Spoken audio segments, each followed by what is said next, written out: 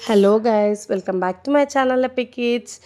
Travel చేసేటప్పుడు the best use అయ్యే recipe ఇదన్నమాట.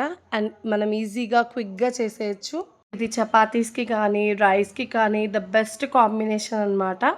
మీరు ఎప్పుడైనా పచ్చి కొబ్బరి అలాగే ఉందనుకోండి మీ ఇంట్లో, లేదా అది స్పెషల్గా పచ్చి కొబ్బరితో చేయాలి అంటే ఈ రెసిపీ చేయాల్సిందే అండి. సో, కొబ్బరికి తగినంత పచ్చిమిర్చి కట్ చేసేసుకొని, ఇలా ఫ్రై చేసేసుకొని, కొత్తిమీర కూడా వేసేసుకొని, ఒక 2-3 మినిట్స్ ఆయిల్‌లో ఫ్రై చేసేసుకోవాలి. అది ఆయిల్‌లో ఫ్రై అయిన తర్వాత, కొంచెం కలర్ మారిన తర్వాత, చల్లగా అయిన తర్వాత మనం మిక్సీలోకి వేసేసుకోవాలనమాట. కొత్తిమీర ఎంత యాడ్ చేస్తే అంత మంచి టేస్ట్ వస్తుంది.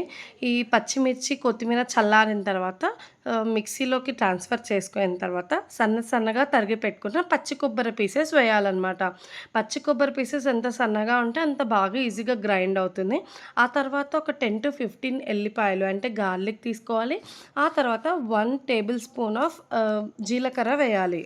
తగినంత సాల్ట్ కూడా యాడ్ చేయాలి. తర్వాత ఫైన్‌గా గ్రైండ్ చేసుకోవాలి.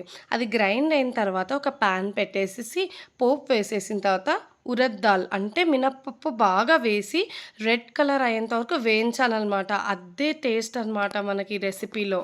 ఆ తర్వాత గ్రైండ్ చేసి పెట్టుకున్న కొబ్బరి పొడిని కొద్దిగా యాడ్ చేస్తూ మొత్తాన్ని మనం కలిపేయాలనమాట. మినప్పప్పు వేగలేదంటే మాత్రం అసలు రెసిపీలో టేస్టే ఉండదు. అది వేగిన తర్వాత మాత్రమే మనం ఈ పొడి యాడ్ చేయాలనమాట. చూసారా? అది యాడ్ చేసిన తర్వాత ఒకసారి కలిపేసేయండి. ఆ తర్వాత హై ఫ్లేమ్‌లో పెట్టేసి పచ్చి వాసన పోయేంత వరకు కొబ్బరి పొడిని కలిపేసేయండి. ఒక్కసారి అది ఫ్రై అయింది, పచ్చివాసన పోయిందంటేనే మీకు అర్థమైపోతుంది. కలర్ చేంజ్ అయిపోతుంది వీడియోలో చూపించినట్టు. ఇంతే గైస్, సింపుల్‌గా చేసేసుకోవచ్చు.